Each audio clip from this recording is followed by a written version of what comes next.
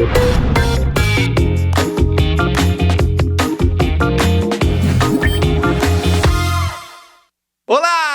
Seja muito bem-vindo a mais um Excepcionais. Este é o episódio 69. Olha que nome sugestivo, mas não tem nada a ver com o convidado de hoje.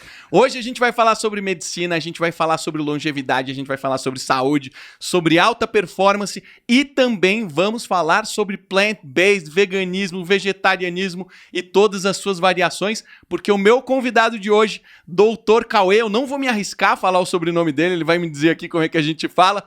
Ele, além de ser médico, nutrólogo, ele vive o veganismo. Seja bem-vindo, Doc. Obrigado, Marcelão. Prazer te receber aqui. Pô, foi meu médico durante muitos anos, treinamos juntos, né? Naquela época, você não era vegano, né? Você acabou se convertendo. Pois é. Há quanto tempo? Eu acredito que tenha uns 3 anos que uns 3 a 4 anos que eu sou vegano, né? Mas na época que a gente se conheceu eu já era vegetariano, né? É verdade, eu lembro. Você já tinha uma inclinação, né? É, eu já era vegetariano. A gente usa, hoje em dia a gente fala vegetariano para resumir ovo-lacto, né? Quem tem esse consumo de ovo e laticínio. Eu consumia, então, mas eu parei de comer carne vai fazer 10 anos. 10 anos já. É. Eu fiquei um período da minha vida, inclusive foi uma época que eu namorei com uma médica. E essa médica me influenciou e eu acabei tirando carne vermelha da minha vida. Basicamente, cara, eu comia frango e peixe, sushi, e não tinha muitas variações assim da minha alimentação. Você já nota muita diferença, né? Porque a carne vermelha ela é muito gordurosa, né? Eu acho que eu deixei de sentir o peso. E quando eu voltei a comer carne, eu voltei a sentir aquele peso de novo. Quando você fez a transição de alguém que comia carne de origem animal pro vegetarianismo, ovo-lacto, e depois pro veganismo, quais foram os impactos que você sentiu de cada uma delas, assim? Interessante essa pergunta. Eu acho legal comentar que eu era uma pessoa que comia carne bem, assim. Gostava? Eu gostava, não é que, tipo, eu nunca comia, resolvi virar vegetariano. Eu curtia, e a minha família come muita carne, uma parte da minha família é do sul, então, assim, é churrasqueiro pra caramba. Mas quando eu resolvi parar de comer a carne, eu até tentei fazer de uma maneira fracionada. Aí eu falei, bom, pensei comigo, né? Vou parar a carne vermelha e para não parar de repente eu vou manter a branca por um tempinho. O que aconteceu foi que assim que eu parei de comer a carne vermelha, nas semanas seguintes, comendo branca, eu já decidi parar a branca, porque comecei a me sentir estranho, não fisicamente falando, mas comigo mesmo, assim, falei, pô, mas não faz muito sentido, se eu já decidi parar de comer carne, por que eu tô selecionando a que eu vou comer? Eu acho que eu vou parar os 3 tipos de uma vez, né, o peixe, a carne branca e a carne vermelha. Aí eu parei. E aí eu tinha assim, não só eu, né, mas a gente tem uma concepção de nutrição, de dieta, que é muito viciada nesse tipo de alimentação, do tipo, a carne e o acompanhamento. Então, assim, se você vai num restaurante tradicional, você vê aqui carne e acompanhamento, né? Sempre, então, assim, né? Não existe essa hipótese de não ter, né, uma carne. E se não tiver a carne, você fala, não, não quero a carne. O cara fala, então não dá pra pedir nada. Me manda a guarnição. Não, você tem que pedir o prato, mas o prato é carne, sabe? É verdade. Enfim, e eu lembro que eu morava sozinho na época e o meu jantar era muito básico. Eu fazia normalmente alguma coisa de carne pra comer e salada. Aí eu parei a carne. E sobrou salada. Aí eu fiquei naquela dúvida que todo mundo que resolve parar de comer carne tem, do tipo, como que eu vou substituir a carne?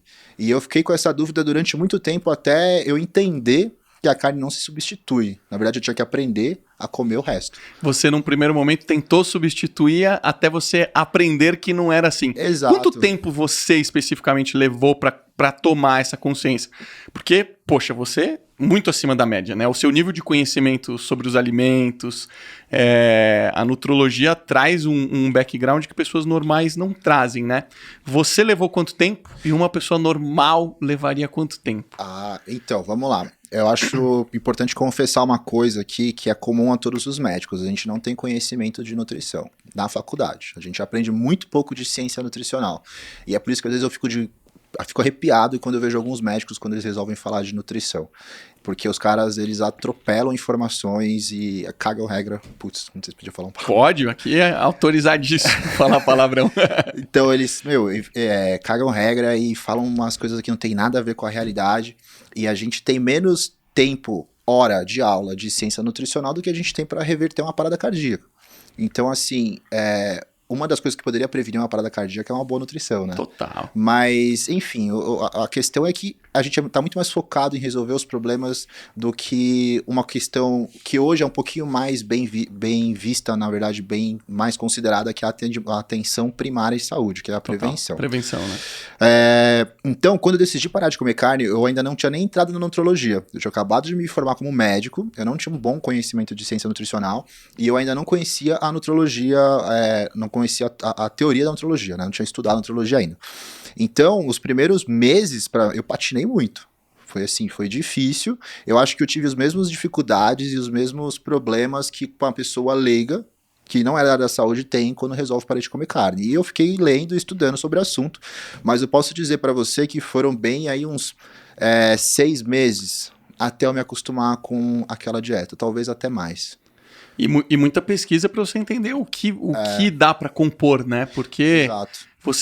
eu tenho um grande amigo de Santos, o Crica, inclusive passou aqui, que ele é vegano, inclusive é um cara que investe em startups do mundo vegano. O cara é até legal, depois eu vou te conectar com ele. Ele criou o primeiro fundo da América Latina para investir em startups veganas. Olha que negócio bacana. Ele investiu recentemente num sushi vegano, num chocolate vegano. Me mandou chocolate, uma delícia, cara. Você deve conhecer. Depois eu lembro o nome e te passo. E ele falou assim, Marcelo, olha só, olha os meus pratos como são, né? Putz, você vê a composição completamente diferente do que a gente está acostumado a fazer. Outra coisa que eu lembro que ele me ligou foi a respeito de suplementação. Que ele falou assim, cara, o vegano, ele já tem mais ou menos os micronutrientes que a gente precisa suplementar. Então acho que seria legal você também falar um pouco disso, né? Quem passa por uma decisão dessa, de ter que compor um prato diferente, que tipo de suplementação é requerida? Então, na verdade, o vegano que faz uma boa alimentação, aquela pessoa que, ou vegetariano mesmo, que começa a valorizar as fontes vegetais, tem chance de estar muito mais bem nutrido do que o onívoro. Porque pelo fato do onívoro... Onívoro, o que significa? Seria a pessoa que come de tudo. De tudo, tá. Carne, qualquer coisa. Etc, né? Que seria o padrão de alimentação tradicional, né? De tudo. Aquele que come até pedra. Exatamente. E pelo fato da alimentação onívora ela ser muito repetitiva, eu tô generalizando, né? Mas assim, para pessoas que não se atenham muito a isso, é uma alimentação repetitiva. Muitas vezes é carnes e carboidratos, por exemplo. É muito comum a gente perceber que tem pessoas que... E, na verdade eu vejo isso no consultório, tá? A gente chama isso de paladar infantil. Tá. A pessoa só quer comer comida gostosa. Sim. E às vezes tem demais isso. Tem demais. Vários amigos assim até hoje. Exato, pessoas que têm 40 anos, né? E que não sabem comer uma salada, não sabem comer um legume, não sabem comer uma verdura. Então, a partir do momento que a pessoa decide virar vegetariano e vegano e realmente se preocupa em compor o prato, ela tem uma riqueza tão grande de vitaminas, de antioxidantes, de fitoquímicos e de fibras, que ela tem chance de estar muito mais bem nutrida e mais saudável que a pessoa que não faz alimentação vegetariana. Eu não estou dizendo que necessariamente é melhor, né? Mas existe uma chance de ela estar muito bem nutrida. O que acontece e que a gente acaba se preocupando bastante é com a vitamina B12. Que né? é proveniente de... Tem excesso em proteína animal, né? Exato. Todos os derivados animais, a gente vai encontrar acúmulo de B12, seja na carne, seja no ovo, seja no laticínio. A B12 não é produzida por animal, ela é produzida por bactéria, né? Para o ser humano, assim como para outros herbívoros que precisam de B12, as bactérias que produzem a B12 estariam no solo e na água. Né? Só que a gente hoje vive numa sociedade onde a gente limpa, né, o solo, a gente limpa a água, não pode ter bactéria, assim a gente não tem cólera, né, mas também não tem B12. Mas assim, é muito mais simples a gente repor a B12 e não ter doença do que voltar para uma questão aí muito primitiva de como seria o alimento na natureza ou como seria a água na natureza. Por conta disso, e assim, o animal que eventualmente a gente está tirando a B12, a pessoa que come carne está tirando a B12, esse animal provavelmente tomou B12 como suplemento, né? A ração do que esse animal comeu, muito provavelmente estava com uma suplementação de B12, né? Porque eles não necessariamente também estão tendo boa parte de B12. E então, como o animal está sendo suplementado, não precisa suplementar o humano. Agora, se você não está comendo o animal, provavelmente você vai suplementar o humano. É importante. Como é que fica a composição do macronutriente pro vegano, pro vegetarianista? Legal. Então vamos lá. A gente tá falando de macro, seria carboidratos, proteínas, gorduras e fibras. Eu acho que o que mais muda, por incrível que pareça, não é a proteína, né? Em balanço, eu acho que o que mais muda é carboidrato e gordura, porque na alimentação vegetariana, principalmente vegana, tá? A tendência é que a alimentação seja bem baixa em gordura. E a alimentação com carne, normalmente, ela vai ser alta em gordura. Só que a gente vai ter, por outro lado, uma quantidade razoável de carboidratos na proporção, né? As pessoas acham que é em quantidade. Não, é na proporção. Assim, uma dieta de 2.000 calorias, a gente está falando que vai ter aí 60%, 70% de calorias em carboidratos. Mas não necessariamente a pessoa vai comer um monte de carbo, né? E por que eu falo que... Por que eu falei essa questão da proteína que não muda tanto? Porque o balanço proteico que a gente precisa para viver o dia a dia, ou eventualmente para praticar um esporte, seja de força e hipertrofia, seja de endurance, ele não é muito diferente. Ele vai variar de aí 1,2 gramas de proteína por quilo de peso até 2,0, sendo que na média é 1,5, 1,6 para quem faz atividade física, 1,7. E a gente consegue tirar essa quantidade mesmo numa alimentação sem nenhum tipo de carne, né? A gente tem alimentos vegetais que são bons em proporção proteica, na verdade, que diria mais em aminoácidos, né? Eles são ricos em aminoácidos e na hora que você faz uma alimentação vegetal bem feita, você consegue ter essa quantidade de gramas de proteína que precisa para ter, tanto para sobrevivência quanto para performance esportiva. Não existe nenhuma proteína que é essencial ao corpo humano, né? O que é essencial ao corpo humano são alguns grupos de aminoácidos. Então, isso significa que, assim como o animal tira aminoácido da planta e constrói a sua própria proteína, a gente tira o aminoácido da planta, ou a gente pega a proteína do animal e quebra em aminoácidos e faz a nossa proteína. Vai ser uma proteína muscular, vai ser uma enzima, vai ser, enfim, colágeno, não importa. Então eu acho que, por isso que eu vejo que a diferença maior na transição de dietas na verdade, nos carboidratos e nas gorduras, e muitas vezes muito mais na gordura. A gente consegue abaixar bastante a quantidade de gordura e colesterol da ingesta. E eu lembro que há muitos anos atrás, provavelmente mais de 10 ou 15 anos, as pessoas falavam, você vai precisar suplementar a levedura de cerveja. Porque eu acho que deve ter alguma conexão com a falta de proteína. Isso ainda se fala? Existe isso? Olha, a levedura de cerveja, até onde eu sei, é uma estratégia gastronômica, culinária, né? E tem B12. Então deve ser por conta da B12. É mais pela B12. Deve ser por conta da B12. Pela proteína, como eu te falei, a gente não tem nenhuma proteína essencial. A gente pode pegar os aminoácidos. E uma coisa importante também, quando a gente fala em aminoácido vindo de planta ou de vegetal, é que você não vai ter uma fonte vegetal que tem todos os aminoácidos, ou que tem todos eles na proporção que a gente precisa. Diferente do que acontece na carne e no ovo, né, ou no leite. Lá na proteína animal você encontra o aminograma completo. No vegetal você não encontra ele completo. Por isso que é muito importante na alimentação vegetal ter combinações de vegetais. Então, um exemplo clássico disso é o prato de arroz com feijão. Se você tiver só o arroz, se você tiver só o feijão, você vai ter ali a falta eventualmente de uma lisina ou de uma metionina. Agora, quando você tem os dois, você tem um aminograma completo. Diz que é uma combinação muito forte, né? Os dois. É uma combinação perfeita. E é basicamente um cereal com uma leguminosa. Então, se a pessoa não gosta de arroz com feijão, mas ela comer outros cereais e leguminosas, então grão de bico, fava, ervilha, quinoa, etc., por aí vai, sempre fazendo as combinações, ela dificilmente vai ter dificuldade para bater os aminoácidos. Na verdade, ela vai conseguir. Me conta um pouco como é a sua dieta? O que você come ao longo de um dia, assim? Putz, acordei de manhã, o que eu como? Qual vai ser seu lanche, seu almoço, seu jantar em média? Só pra gente ter uma noção, assim, porque imagino que tem muita gente que escuta a gente que não tem a menor noção, cara. A Renata, eu vi que ela fez aqui uma dieta durante uns 3 meses. Não lembro se foi vegano, acho que não foi vegano, cara. Acho que foi um ovo lacto, alguma coisa assim. Uhum. E eu ainda não tenho clareza do que comer, né? Sabe que a gente até estava conversando agora há pouquinho sobre, você me perguntou, né, sobre a diferença que eu senti nas transições, e eu não cheguei a falar sobre a transição do ovo lacto pro vegano, né? No meu caso foi bem suave, porque eu comecei a ter alguns sintomas digestivos, descobri que era o laticínio, tirei o laticínio, esses sintomas melhoraram, então eu mantive o ovo na minha dieta. E aí a hora... Sentia estufado, inflamação. Exatamente, inflamação, pele, né, eu sentia mais formação de acne e a fermentação. Tá. Só com ovo.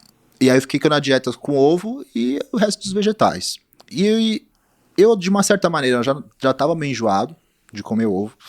E eu também pensei, putz, eu tenho uma filosofia que eu acredito, né, uma ideologia que eu acredito, que eu não estou cumprindo ela 100% e por conta de um alimento. Eu vou tirar o ovo. E aí eu consigo realmente abraçar a ideologia que eu acredito hoje. Você manteve o lacto ou não? Não, eu tinha tirado o lacto já por conta da, já tinha. da disfunção. Foi o lacto que você tirou primeiro? Isso, eu tirei primeiro. Então aí eu fui lá e tirei o ovo. E comecei a fazer o meu dia a dia sem ovo. O ovo estava presente praticamente todos os dias da minha dieta. E o que aconteceu foi que eu percebi que era muito melhor fazer uma dieta sem o ovo, na verdade sem o ovo, sem o leite, fazer a dieta vegana mesmo, do que a dieta ovo-lacto. Que muita gente, quando pergunta, né, sobre isso pra mim, fala, nossa, você é vegano, é mais difícil ainda do que ser vegetariano. Putz, eu acho mais fácil. Eu acho mais fácil porque quando você é ovo-lacto, pelo menos isso comigo foi assim, você mantém alguns vícios da dieta tradicional. Então você fica colocando ovo em toda a refeição como se fosse carne, você põe queijo em várias refeições. Pesa, né? E pesa, e na hora que eu tirei esses dois componentes, eu comecei a enriquecer a minha alimentação. Foi aí que eu realmente comecei a trabalhar melhor o equilíbrio dos alimentos, comecei a fazer uma alimentação mais variada, mais rica em fibra. E então eu vejo hoje que fazer uma alimentação vegana, ela é mais fácil do que fazer uma ovo-lacto, porque na ovo-lacto você não faz, você tá no meio do caminho. Você nem abraçou, você nem entendeu como se compõe uma dieta vegetal, mas não tá consumindo a carne, que é um alimento de densidade calórica nutricional alta. Por isso que eu acabei não tendo problemas em me manter vegano, achei mais fácil. Então hoje a minha dieta tem até um videozinho recente que eu coloquei no meu Instagram que eu ponho como é que eu faço meu café. Eu gosto de coisas funcionais, assim, né, dessas ideias. Então, a primeira coisa que eu consumo no meu dia é um café, que eu faço ele na prensa francesa, e aí eu coloco vários poços. Ponho tudo de coisa natural. Coloco maca peruana, coloco cogumelo funcional, tipo cordíceps ou juba de leão. Eu coloco guaraná cipó, que é aquele pozinho amargo mesmo, que é puro. E coloco leite de coco e faço um shake, né? Esse costuma ser a primeira coisa. Não bota proteína? Normalmente não. Às vezes eu ponho, já fiz esse shake com proteína. O que tem de nutriente essa composição? Porque eu não conheço praticamente nada do que você falou aí. O que tem de nutritivo? Nutritivo aí, cara, a gente vai ter um pouco de lipídio relacionado ao leite de coco, dos cogumelos, da maca, cara, eles são muito mais pelos fitoquímicos que estão presentes nele, não é uma densidade nutricional significativa. Como eu te falei, ele é mais funcional, certo. É um negócio que dá um start pro meu dia. Legal. De manhã, ele não pode ser considerado um jejum, porque tem uma fonte energética do leite vegetal. Ele quebra o jejum. Quebra o jejum. Mas é uma refeição bem leve, né? Porque é o meu pré-treino, né? O seu pré-treino. É o meu pré-treino, me dá um gás e normalmente se eu treino logo que eu acordo, que é uma coisa que é a minha rotina, eu não costumo comer, porque, enfim, não dá tempo. E não tem muita lógica você comer faltando 5 minutos para se exercitar. Você não vai digerir aquilo e virar energia, né? Pra gente estocar... Nem dá tempo, né? Não dá tempo. O glicogênio do músculo, aquele que vai virar energia no exercício, ele demorou 3 horas para entrar ali. Ou seja, a janta. Nesse caso foi do jantar, né? É a janta que faz a diferença. Então, é mais importante para mim fazer uma refeição no pós-treino. A glicose muscular, a glicose sanguínea, ela, quem tiver um metabolismo muito rápido, a gente vai estar falando aí de no mínimo 1 hora, né? No mínimo, né? A glicose, por exemplo, o glicogênio hepático provavelmente leva 1 hora para acabar. Então, assim, se o exercício tiver 1 hora, você, com os seus estoques, você vai fazer, né? Cara, tem até alguns estudos que mostram que gosto doce na boca de um atleta faz quase tanta diferença quanto o próprio carbo em si. Ou seja, o efeito psicológico de sentir um gosto doce, ou de achar que está consumindo um carboidrato, fez alguns atletas renderem um pouquinho mais. Caramba! Eu escutei que até o gosto doce pode sinalizar a insulina. Eu já escutei falar isso. Cara, isso é uma coisa que eu já foi proposto várias vezes, e assim, não é muito evidente, assim, na verdade não é que seria uma secreção significativa, tipo, se ficar usando adoçante, você vai engordar, porque mesmo sem caloria, o adoçante libera insulina, mas se você liberar insulina, você precisa ter energia, né? Você precisa ter coisa para enfiar na célula. Ou então você vai entrar numa hipoglicemia. Total. E quem consome adoçante não costuma desmaiar por aí. Não faz o menor sentido. Então, não faz muito sentido. Você não vai estocar vento e não vai engordar coisas que vêm do nada. A termodinâmica é essa. Essa é a parte inteligente do corpo, né? Senão a gente teria hipoglicemia aí adoidado, Exato, porque consumiu um gosto doce, enganou o corpo, o pâncreas não entendeu o que tá acontecendo. O pâncreas sabe o que tá acontecendo. Pois é. Sensacional, cara. E você tava contando um pouco da sua dieta, né? Você passamos do café da manhã e vamos pro treino. Vamos lá. Cara, eu gosto muito de fruta. Eu consumo várias porções de frutas por dia, então normalmente o meu pós-treino é fruta.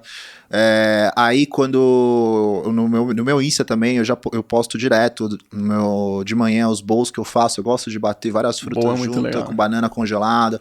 Muitas vezes para fazer o bowl, aí eu uso uma porção proteica.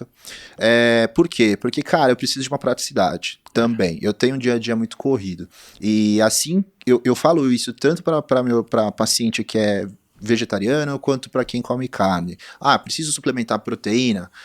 Cara, necessidade, obrigatoriedade não tem, tá? Mas é prático. É prático. Facilita a vida, facilita a rotina. No meu caso, facilita, eu faço. Eu recomendo para quem também precisa dessa facilidade. Mas não porque a dieta ou porque o exercício demanda. Porque a gente vai ver essa demanda mais em atleta profissional. Né? É uma opção, né? É uma opção para quem quer praticidade. Quem tem tempo livre, cara, e gosta de cozinhar e gosta de preparar suas refeições, vai que vai, Exato. Né? Se eu tivesse tempo para todos os dias fazer uma tapioca, eu uso muito tofu mexido com cúrcuma para fazer recheio de tapioca. Se eu tivesse esse tempo todo dia para fazer o tofuzinho e tal e comer, dificilmente eu ia ficar usando suplemento de proteína. Agora, eu tenho alguns minutos. Eu pego a banana congelada, pego outra fruta, coloco a dose de proteína, bato, banho num bowl, pico o morango em cima e como. E acaba sendo a minha refeição. Almoço. O meu almoço costuma ser variado, né? Desde o arroz com feijão, eu tenho. Depende de quem tá me fornecendo, né? O meu almoço. Mas normalmente é a refeição congelada que eu levo, que eu deixo no consultório, porque assim, eu acho que não dá pra viver de iFood, né? Não dá pra viver almoçando de iFood porque você não controla o que você tá comendo. Não tem jeito, você acaba consumindo tudo que vem e se vem muita coisa você consome demais, né? Então eu prefiro fazer esse esquema de ter a comida pronta e comer e deixar ela dividida e na hora do almoço ir lá e comer do que ficar pedindo. Normalmente, cara, é arroz com feijão, é estrogonofe, mas aí é um estrogonofe que pode ser feito com carne de soja, ou ele pode ser feito com cogumelo, ou ele pode ser um estrogonofe de palmito. Tem moqueca de banana da terra também, que costuma vir com frequência, fica bom. Alguns tipos de macarrão com farinha integral, às vezes até tem aquele que eu acho que é o fit food, né, que a massa é feita com feijão, por exemplo. Então, ao invés de uma massa... O wrap? É o wrapzinho? Cara, eles têm uns tipos de massa mesmo, assim, né? Tipo, de macarrão mesmo. Parece macarrão de trigo, mas não é. Ele vai ser. A Renata adora tal de konjac. Konjac, cara. O konjac. É alga, né? É uma alga. É uma estratégia boa para quem precisa controlar caloria. Caloria, né? Que o konjac, você consegue. Você consegue maquiar ele ali. Ele vem em várias formas, né? Tem macarrão, tem arroz, tem lasanha de konjac. Cara, não tem quase nada de cabelinho caloria. De anjo. Você só tempera e ele parece uma massa, mas ele é uma alga. É o glucomannan, né? O glucomannan, ele tem uma capacidade de absorção de água muito grande. Então, quando você... Dá volume, né? Dá um volume na barriga que dá efeito sacietógeno. Então, para controlar a caloria, independente do padrão alimentar que a pessoa faça, o konjac pode ser um belo auxílio. Caraca, que animal. A gente tava falando um pouco aqui antes da dieta da Renata, que fez uma experimentação durante 3 meses, meio que vegana. Mas antes da gente entrar nisso, eu queria falar um pouquinho. Você falou você estava falando de alguns elementos que você come, e eu já escutei no passado de que quem come muita soja tem algum efeito colateral. Se eu não me engano, era relacionado ao hormônio feminino. Você consegue fazer alguma conexão? Cara, essa história da soja é um dos mitos mais... Que bom, vamos quebrar mitos aqui. É um dos mitos que eu ouvi muito ao longo do tempo. A soja, ela tem ali alguns componentes, né, as isoflavonas, que elas teriam capacidade de se alocar em receptor estrogênico. Tá? Tanto que existe uma indicação de suplemento de alimentos, suplemento com soja para mulheres em menopausa. Tem um colega meu, o Lucas Caseri, um médico. O Lucas é do Volpe também? Não, o Lucas Caseri. Eu sei quem é, que fala muito dos sistemas hormonais, etc. Sei quem é. Que fala muito sobre testosterona e tudo mais. Ele tem um livro que chama Soja, Hormônios e Câncer. É mesmo? É muito legal esse livro dele. E é realmente um grande apanhado que ele fez da literatura científica para discutir essa ideia da influência da soja como hormônio feminino no corpo humano. E o que essa grande revisão que ele fez mostra, né, conclui, é que a presença de soja é benéfica na alimentação humana, porque ela não tem esse efeito estrogênico, ela não feminiliza o homem, e ela ainda, nas dietas onde ela tem uma boa participação, também está relacionado à baixa incidência de câncer. Ou seja, ela tem um efeito, possivelmente, nesses receptores celulares, que é regulador. Então, ele não é um disruptor endocrinológico, ele é um regulador endocrinológico. E ainda assim, a quantidade de isoflavona que você precisaria para ter um efeito estrogênico no homem é um negócio surreal, não acontece. Imaginei que fosse assim.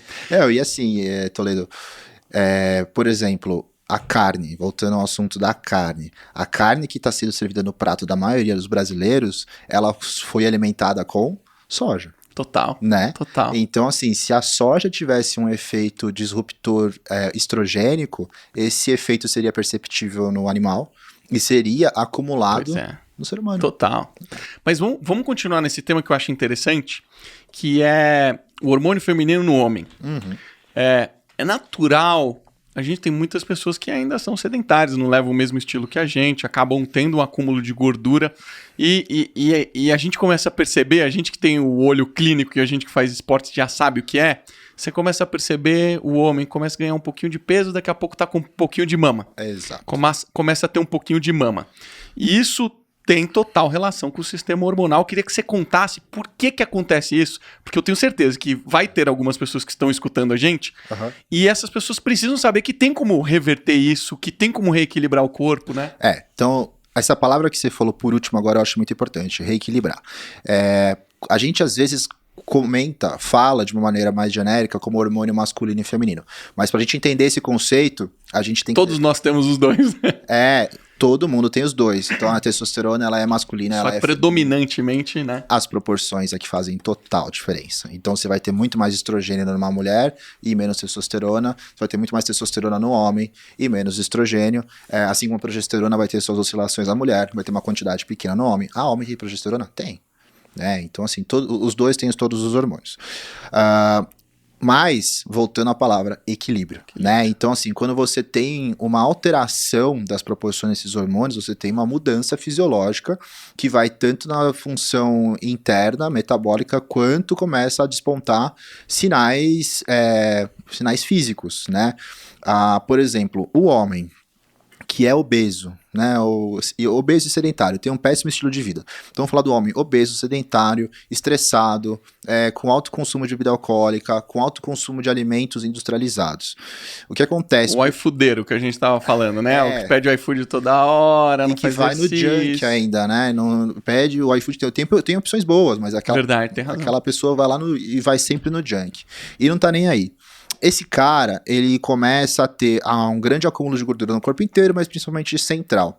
A gordura central, a gordura visceral, ela tem um efeito hormonal, endocrinológico, diferente da gordura que a gente tem embaixo da pele, né? Que essa gordura central, ela libera hormônios, ela libera marcadores inflamatórios que vão ter efeito no sistema nervoso central, fazendo com que altere a secreção dos hormônios. Como? Diminui a secreção de hormônios gonadotróficos, que são que liberam a testosterona. Enquanto isso, na periferia, nos tecidos de gordura, está se acumulando uma enzima chamada aromatase, que vai converter a testosterona em estrogênio. Então, assim, a conversão de testosterona em estrogênio acontece em todos os homens, precisa acontecer. A gente precisa de estrogênio para a saúde óssea, por exemplo. Só que começa a ter uma desproporção. Você para de produzir a testosterona e o pouco que produz está convertendo muito em estrogênio. E aí você vai ter uma mudança significativa, né, no equilíbrio desses hormônios. E o aumento do estrogênio começa, por exemplo, a estimular glândulas mamárias. Esse estímulo das glândulas mamárias fazem elas crescerem, ficarem sensíveis e começa a estimular também o acúmulo de gordura próximo a elas. Então a gente vai ter a formação do que é o que você exemplificou, que é a ginecomastia. Então a gente está falando que a pessoa que começa a ter um pouco mais de acúmulo de gordura, ela vai ter ela vai forçar um desequilíbrio hormonal, onde vai provavelmente diminuir a testosterona dela. Quando você diminui a testosterona, você começa a perder algumas características masculinas, né? Uhum. E quando você enfatiza o estrogênio, a progesterona, você começa a ter características mais femininas. Exato. Então a pele muda, o cabelo muda, as mamas começam a se tornar predominante, né? Como arruma isso? Então, como que a gente arruma isso? A gente vai ter também algumas... não tem só a testosterona e o estrogênio alterado na parada, a gente tem cortisol muito alterado na parada, a gente tem, na verdade, proporções entre cortisol e cortisona alteradas nesse organismo. A gente tem um organismo que está inflamado, né? Ele tá ali pegando fogo, uma chama baixa, mas tá pegando fogo. A gente tem que tomar muito cuidado, porque nessa pessoa, às vezes parece lógico que dar hormônio é a saída. Uhum. E na verdade, dar hormônio pode até jogar gasolina nesse foguinho baixo, né? Certo. Então, como que a gente arruma essa pessoa? Primeiro de tudo, o básico. A gente pensar como que ela chegou nesse ponto. Ela chegou nesse ponto pelo estilo de vida. A causa raiz do problema. A raiz do problema é o estilo de vida. Então, isso só vai dar certo, essa correção só vai funcionar se essa pessoa aderir à mudança do estilo de vida. Ou seja, deixar de ser sedentário, ter uma rotina saudável, ou seja, com horário de acordar, horário de dormir, e com regulação do tempo de trabalho também, e de dependência de eletrônicos. E a correção da alimentação. A partir disso, e esse é o primeiro passo. O segundo passo Nisso você já está regulando o sono da pessoa, ela já está descansando melhor, provavelmente já vai ter reflexo no cortisol, ela vai trabalhar de forma mais equilibrada, vai ter menos estresse no dia a dia, você já começa a dar um impacto brutal na vida da pessoa, né? Exato. Eu vi um exemplo muito legal esses dias no Instagram do Dr. Conrado, que trabalha com andrologia, e ele mostrou os exames de um paciente dele que bebia praticamente todas as noites. Tinha um consumo de bebida alcoólica muito frequente. Pré-sono. Pra dar aquela relaxada. Muita gente faz isso, né? E aí ele falou para esse paciente, falou, diminui um pouquinho a bebida e tal, e o cara aderiu, parou de beber à noite. E aí os exames mostraram que aumentou a testosterona do cara. Caramba. Mostrou uma mudança, uma boa mudança na produção de testosterona. Só com essa alteração. Só parando de beber. Por que isso aconteceu? Porque o álcool, apesar de ele ser GABAérgico, que é sedativo, ele induz o sono, mas ele piora a qualidade. Piora a qualidade. Ou seja, você estressa o cérebro e você vai ter alterações nos ciclos do cortisol. O álcool é calórico. Então, se você tira essa quantidade de caloria do dia a dia, porque se a pessoa bebia todas as noites, e não era um dedinho de bebida, bebiam algumas doses. Então, estamos falando aí que provavelmente 300 a 400 calorias, provavelmente esse cara tirou do dia dele. Então, ele começa a diminuir a composição de gordura do corpo. E aí, o que aconteceu? A produção hormonal subiu. Por quê? Dormiu melhor, teve mais efeitos de gonadotrofinas e teve provavelmente uma menor conversão periférica da testosterona. E aí ele começa a ter uma produção hormonal melhor, provavelmente vai ter uma disposição melhor. Com uma disposição melhor, ele vai se exercitar mais, se exercitando mais, ele vai aumentar ainda mais. Aí uma coisa puxa a outra, né? Então, assim, quando você tá no lado negativo da parada, você vê que um hábito e um detalhe puxa para baixo. Né? E quando você vai mudando, você também vai vendo que você começa um ciclo completamente diferente, que vai melhorando todo o contexto. E quem começa a praticar esporte, né, começa a ter liberações hormonais que o sedentário não tem, né? Então, poxa, a gente começa a liberar a endorfina. A endorfina é um hormônio que, cara, né, traz energia pra vida, né? Exato. Eu acho que a relação com esses novos hormônios que você começa a produzir quando você faz esporte também te puxa pra cima, né? A gente tem liberação de endorfinas e recentemente foi demonstrado também que os endocannabinoides que a gente produz também fazem parte da sensação de bem-estar pós-exercício. Caramba, isso eu não sabia.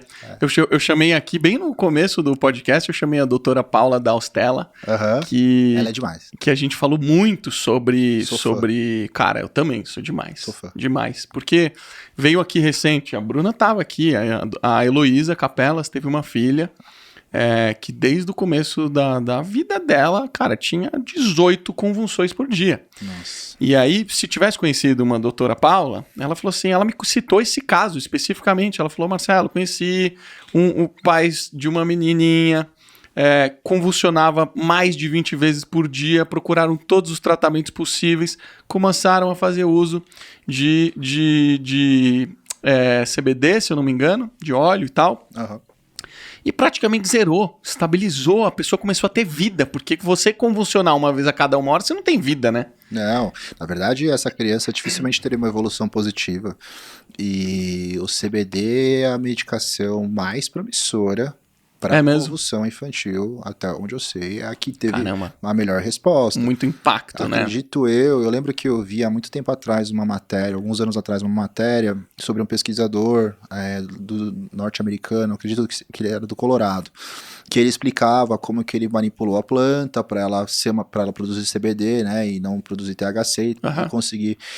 E isso foi muito antes das liberações. Esse cara já estava fazendo isso antes das liberações. Então, um dos motivos pelo qual a gente viu um grande avanço na flexibilização de como se interpreta a cannabis, né, é por conta desses resultados muito promissores. Cara, isso é um negócio que eu bato muito nessa tecla. Porque a gente precisa... Nós todos que estamos escutando e assistindo aqui, a gente precisa tomar muito cuidado com isso. Porque a gente vem com uma história de muito preconceito e falta de embasamento sobre algumas informações. A medicina, a nutrição é a maior prova disso. A gente pode pegar diversos alimentos aqui que já foram vilão e hoje não são mais. O ovo já foi vilão, não é mais. E as coisas mudam, né? E muitas pessoas compram essa briga e tornam isso uma verdade absoluta. Cannabis, por exemplo. A cannabis tem se mostrado, cara, um santo remédio para N aplicações e serve para tantas outras coisas benéficas, e a gente ainda vive numa sociedade que coloca 1 milhão de barreiras para impedir que isso chegue nas pessoas, né? Qual a sua visão sobre isso, cara? Sobre a evolução da medicina em geral e essas premissas que estão sendo quebradas e modificadas? Eu acho fantástico, né? Eu acho que em relação a cannabis, não sei se é uma visão minha, mas eu achei que evoluiu muito rápido nos últimos 10, 15 anos, né? E do jeito que evoluiu, eu acho que é uma coisa irreversível, né? Então, assim, a gente está num país ainda que existe uma parte aí que comanda, que tem uma cabeça nesse retrocesso de que, não pode, faz mal. E, cara, tudo que é substância, tudo que é droga veio dessa pesquisa das plantas, né? Então, nada caiu pronto do céu pra gente, olha, toma isso que vai te curar, vai fazer bem. Não, foi essa pesquisa das plantas. E a gente, em relação a cannabis, já tá muito claro que isso precisa ser mais bem trabalhado, bem discutido, bem estudado, porque faz diferença. Como é que tá o meio médico em relação a isso, na sua opinião? Eu também acho que no meio médico, pelo menos as pessoas, né, as áreas que eu tenho contato, eu vejo que também mudou muito a visão, né? Então, assim, eu quando estava na faculdade, cannabis medicinal era uma piada. Era uma piada? Era uma piada, era uma brincadeira, né? Entre os professores, entre os colegas? Exato, entre alguns médicos, entre o professor. E hoje em dia, não. Cannabis coisa séria. É muito sério. É muito sério porque tem aplicações. E eu vejo gente aplicando na dermatologia, por exemplo, com excelentes resultados em lesão de pele. Eu vejo que tem essas pesquisas relacionadas à parte psiquiátrica também. E uma outra coisa... Dor crônica é brutal também. Para dor crônica, né? E para neurologia, que nem a gente comentou agora, relacionada às convulsões. E tem uma outra tendência que eu acho muito legal, que é a dos psicodélicos. Verdade. Os psicodélicos também sempre foram... É super alta, né? Sempre foi uma coisa assim, bem marginalizada, bem tipo uma coisa de doidão. E, perceberam que uma dose de psicodélico faz o efeito de 30 dias de antidepressivo. É surreal. Então, assim, é muito importante, cara, que isso vá para uma pesquisa e seja realmente avaliada a efetividade e a efetividade e a segurança desse processo, desse medicamento. E o que eu tenho percebido é que, assim, a gente passou por um período que a medicina e a farmácia, né, a área farmacêutica, ela desenvolveu muito medicamento. A gente desenvolveu muito medicamento para muita coisa. E agora eu vejo um movimento muito positivo, ainda no seu início, mas muito positivo, do tipo, peraí, para que a gente está tomando tudo isso? Né? Porque será que esse é o caminho? É a gente inventar drogas e substâncias para todo mundo? E será que isso vai garantir uma longevidade? A gente sabe que não vai. Estamos aí com a prova clara de que não vai, porque a sociedade ocidental tem ali um tempo de limitação, né? As pessoas acabam hoje falecendo ou de doença cardíaca ou de câncer. Total. Por quê que a gente bateu nesse ponto? Porque a qualidade de vida das pessoas não está tão boa, né? Com tanto recurso que já se chegou. Então, agora, esse olhar para a parte primária, para a parte preventiva, para os cuidados do estilo de vida, da alimentação. A gente tem no Brasil o Colégio Brasileiro da Medicina do Estilo de Vida, e que é relacionado ao American College of Lifestyle Medicine, que são movimentos médicos para tratar o ser humano sem remédio, né? Então, assim, zero medicamento. E até sem suplemento mesmo, né? Tipo, qual é a medicina, o que é o remédio só pelo hábito?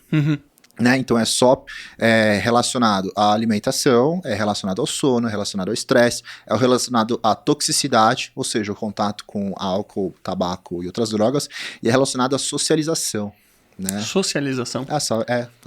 O relacionamento que você tem com outras pessoas. Eles avaliam muito também a questão da saúde, que eu achei muito interessante quando eu fiz o curso deles, da saúde do profissional de saúde. Então, assim, como que um médico vai cuidar de uma pessoa doente se o estilo de vida dele mata ele? Né? E é uma coisa que eu me perguntava desde a época de faculdade, assim, eu via médicos mais velhos e tal, e, sabe, e eu vi colegas, né, veteranos que engordaram muito, né, o cara tipo, uma rotina estressantíssima, operava o dia inteiro, dormia mal, dava plantão, e quando tinha o break, ele ia comer pizza, hambúrguer, não tava nem aí. Isso eu acho, assim, eu acho que a classe médica tem um pouco de culpa nisso. Porque, cara, vocês saem da faculdade dando plantão de, cara, 12 horas, 24 horas, 36 horas. Cara, isso é um absurdo, pra falar a verdade, assim, sabe? Eu entendo que existe, entendo o mundo capitalismo, mas eu vejo que essas pessoas fazem isso porque, cara, elas não dormem direito, elas não conseguem ter o ciclo circadiano decentemente. E eu acho que isso tem uma relação também muito grande com o próprio paciente. Porque eu concordo absolutamente com você, cara, que a gente tem todas as ferramentas que a gente precisa para se tornar saudável e não precisaria tomar tanto medicamento como a gente toma. Mas as pessoas são preguiçosas. Esse que é o grande problema. Porque, cara, sendo bem realista, se a gente pegasse um paciente agora obeso, com diabetes, hipertensão, colesterol alto, obesidade grau 3, e a gente colocasse essa pessoa num ambiente controlado, com refeições programadas, prática de exercício físico, trabalho mental, cara, a gente não precisava colocar nenhum remédio nessa pessoa, que esse cara ia zerar todas as doenças crônicas. Cara, tem um documentário chamado Forks Over Knives, já ouviu falar? Não. Forks Over Knives. O Forks Over Knives é exatamente sobre isso. É isso? Eles pegam alguns pacientes que tomam vários medicamentos, são obesos, doentes crônicos, então envolve remédio para colesterol, envolve remédio para diabetes, envolve remédio para depressão. Eles pegam esses pacientes e fazem um programa com esses pacientes. Eles colocam eles numa dieta total plant-based. Total plant-based e de preferência o mais crua possível, né? E mudam o estilo de vida das pessoas e acompanham. São médicos, né, clínicos, médicos da família e tal, que fazem, então eles fazem um monitoramento de pressão arterial, então esses doentes muitas vezes tomavam antihipertensivo também, da parte sanguínea, do colesterol e do peso, enfim, eles acompanham a evolução dessas pessoas. A evolução é impressionante. Você tem ali doentes que estão tomando remédio há muito tempo, que não saem do lugar, a qualidade de vida está assim, tanto que muitas vezes esses pacientes estão com antidepressivo porque a qualidade de vida deles, a sensação que eles têm é muito ruim, e não necessariamente porque eles precisariam do ponto de vista fisiológico, mas eles chegaram naquela condição. E a gente sabe, por exemplo, que os neurotransmissores têm muita relação com o funcionamento do trato digestivo, né? Então esse trato digestivo está completamente alterado. Enfim, você vê os remédios diminuindo progressivamente, assim, caindo pela metade, caindo mais da metade, tirando quase todos naqueles que seguiram o programa. E imagino que todos os indicadores, os marcadores de saúde, cara, reequilibrando, entrando em faixa de segurança, né? Melhoram muito. Eu tenho um pouco dessa experiência no consultório, né? Então, eu no passado, num passado recente, assim, eu tinha uma tendência a armar mais o paciente, tipo, a pessoa, vamos supor, um paciente nesse estilo que você apresentou agora, eu falava, vou dar um monte de coisa que possa ajudar esse cara. E hoje, uma evolução mesmo do meu raciocínio é tentar fazer o contrário. Colocar menos recurso, mas ser muito mais assertivo. Às vezes ir num detalhe, assim, né? Eu sei que algumas pessoas não adianta se achar que elas vão mudar de vida e de pensamento de uma hora para outra. Então, às vezes eu consigo... tudo bem, eu preciso dar essa medicação para resolver esse problema, mas vamos ver o que eu consigo ensinar para esse cara, ou que ele possa aprender sozinho, que vai realmente mudar a vida dele. O que você está querendo dizer é, você não vai deixar o paciente correr risco, né? Então, se o paciente tiver com uma insulina alta, você vai dar um remédio para regular. Se ele tiver com um problema hepático, você vai tratar. Exatamente. Mas o que você está falando você vai priorizar o estilo, porque eu acho que o que a gente está falando aqui as pessoas precisam entender que a perda de peso não é o fim. É o estilo de vida que é o fim. A gente precisa não buscar a perda de peso como objetivo, a gente precisa buscar como objetivo o estilo de vida. Porque quando você busca o estilo de vida como objetivo, você equilibra tudo que você precisa, né? Cara, quando eu atendo uma pessoa que já passou por outros médicos, assim, eu pergunto, você já fez outras dietas? Já fiz outras dietas, os tratamentos. E aí, qual que deu certo? Eu acho que a dieta tal deu certo. Eu falo, ó, nenhuma deu certo. Senão você não tava aqui. Exatamente. Senão você tinha persistido, né? Você tinha persistido, então você veio aqui porque nenhuma deu certo. A gente tem que pensar o porquê que não deu certo e que caminho a gente vai seguir, né? E quando eu digo que eu armava mais os pacientes, é que realmente eu ajudava mais eles com medicação. Falava, acho que esse caminho precisa ser mais confortável. E são pessoas que, na verdade, é o contrário. Você tem que ajudar, mas você tem que empurrar, assim, e falar, vai. Né? Não é muito confortável mesmo no começo, mas vai ser muito bom mais pra frente. E é legal quando eu vejo que os pacientes pegam o espírito assim, começam a mostrar resultado, e a pessoa, ela começa a curtir o caminho. Sabe? É legal mesmo. Quero perder 20 quilos. E não é que ela tá esperando a hora de chegar, de perder os 20 quilos. Não. Depois que ela perdeu os 8, ela começa a demonstrar o quanto ela tá gostando daquele aprendizado. E isso eu acho que é demais. Inclusive quando a pessoa entra num platô, e às vezes entrar num platô de emagrecimento, o paciente alguns ficam muito frustrados, e não consigo mais sair disso aqui. E tem outros que entram no platô e falam, não, tudo bem. Tá tudo bem, eu já consigo dormir melhor, eu já tô fazendo atividade física, eu já tô acordando mais cedo, eu já não tô mais comendo doce, eu já tô comendo verdura, tô comendo salada todo dia. Então a pessoa vê quantas coisas benéficas e positivas ela já agregou na vida dela, e o peso é o maior detalhe. Uma hora vai chegar, vai melhorar mais, tal, mas esse é uma consequência de você ter feito muitas coisas boas pro seu dia a dia. Total, realmente. Eu acho que pelo fato de a gente estar vivendo esse mundo acelerado, capitalista, tudo é cronometrado, trânsito, babá, acho que até a pandemia trouxe um reequilíbrio para nossa vida, pra gente repensar muitas coisas, né? Muitos médicos que eu conhecia que não atendiam telemedicina, começaram a atender telemedicina.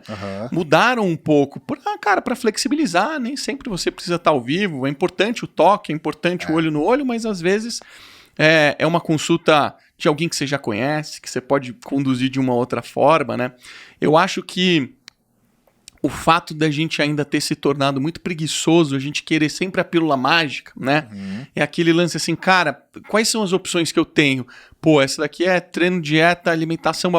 Aqui você vai tomar 3 remedinhos e vai ser menos dolorido. Mas a gente sabe, cara, qualquer medicamento tem consequências, né? Lógico. Tem consequências, né?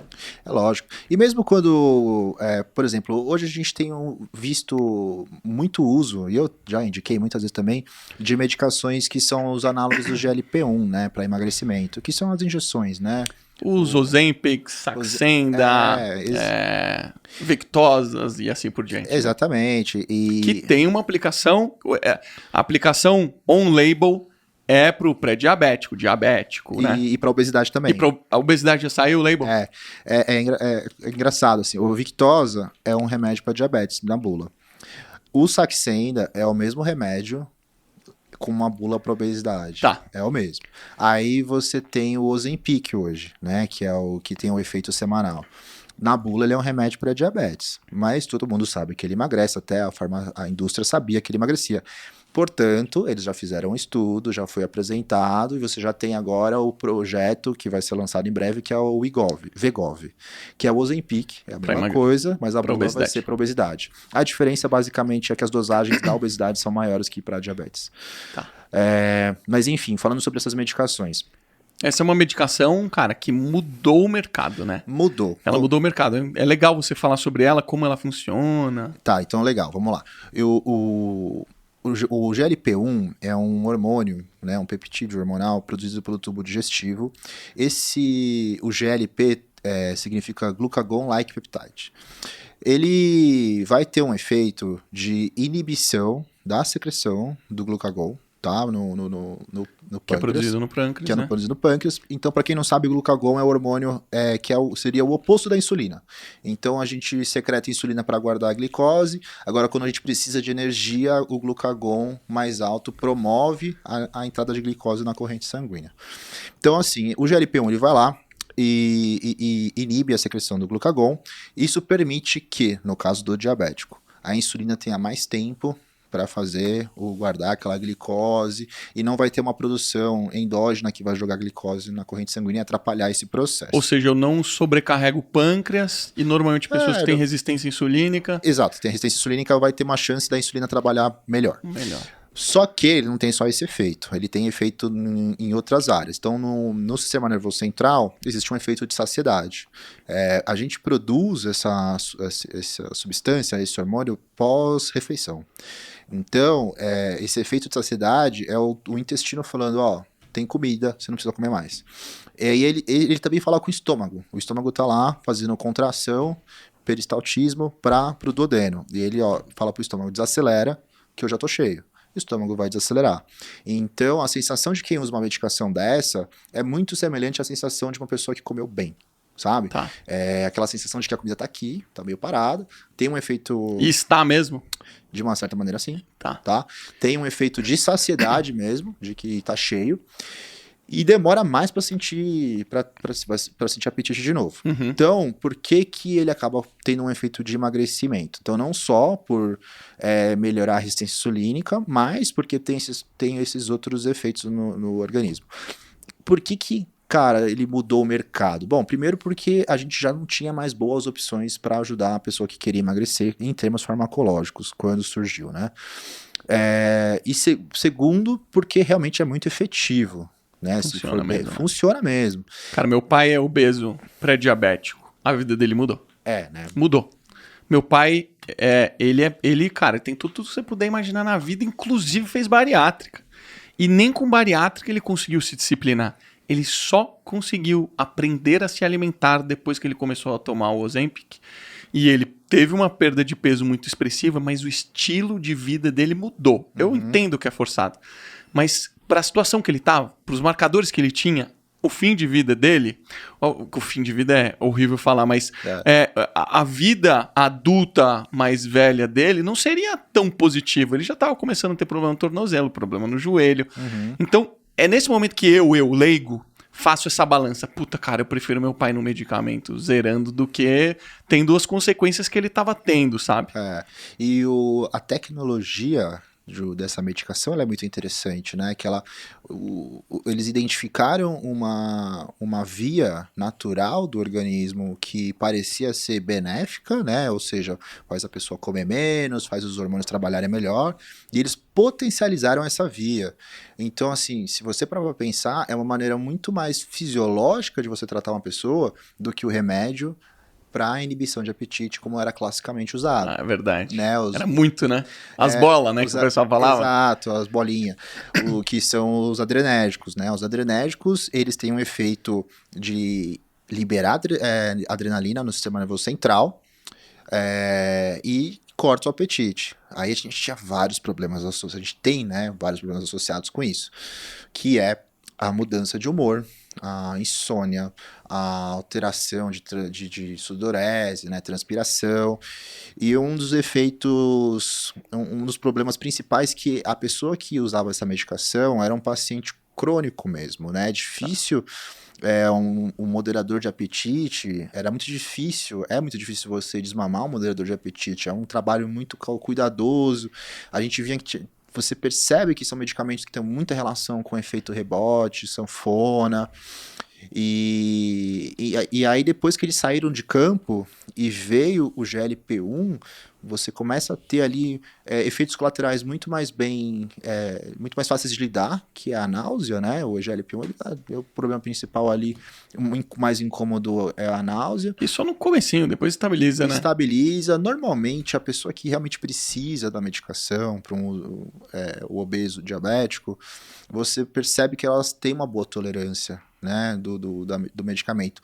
Eu vejo que pessoas que às vezes não estão na... Tem a ver com a situação delas? Essa tolerância? Eu acredito que sim. Tem a ver com o cenário metabólico que faz que elas sejam mais tolerantes. Eu vejo que tem algumas exceções, mas normalmente os pacientes que não necessariamente precisariam estar usando uma medicação dessa são os que têm mais desconforto na hora que tenta usar mesmo, que são pessoas mais magras e não diabéticas. Eu lembro que também a gente usou e às vezes até usa ainda aquele medicamento que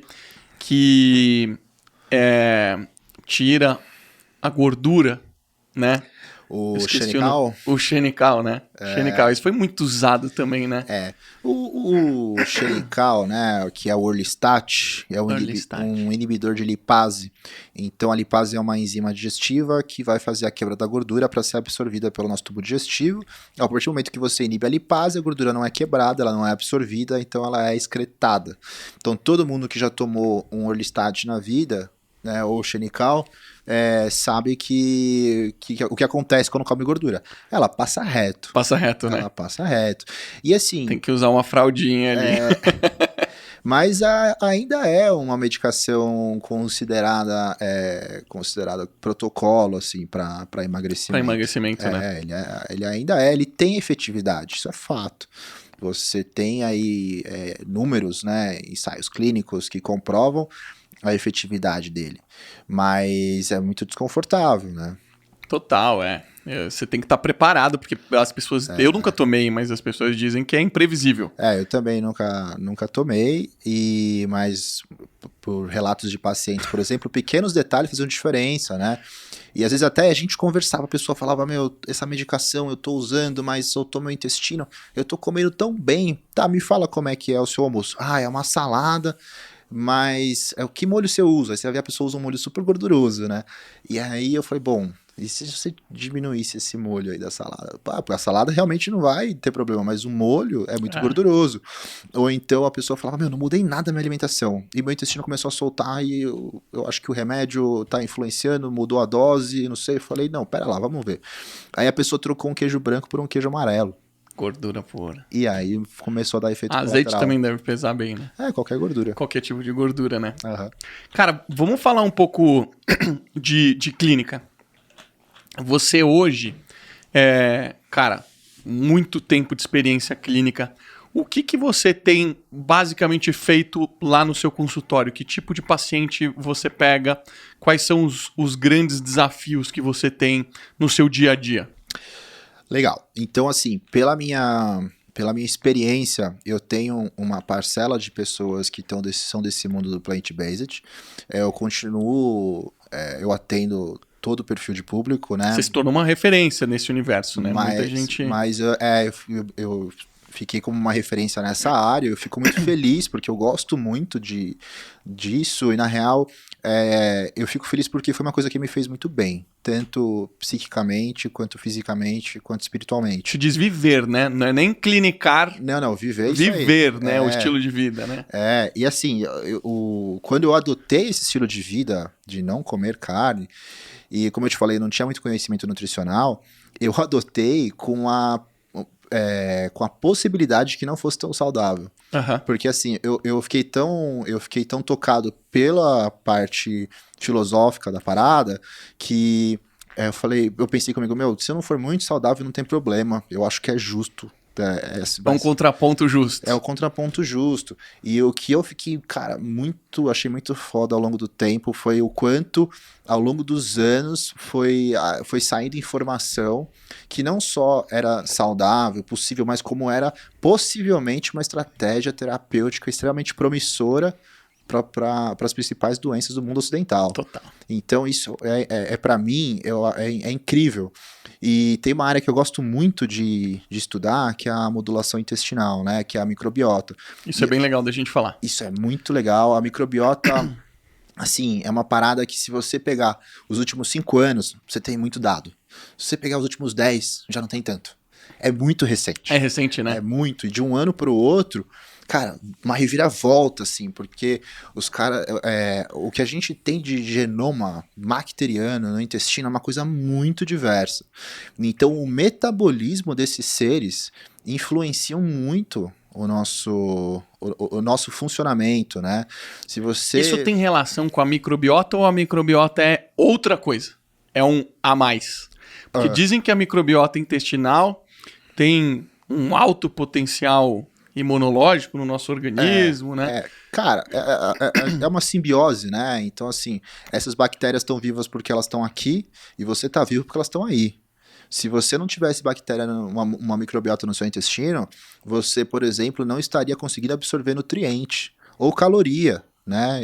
Existe estudo feito com cobaia de com intestino estéreo, elas definham. Sério? Elas definham.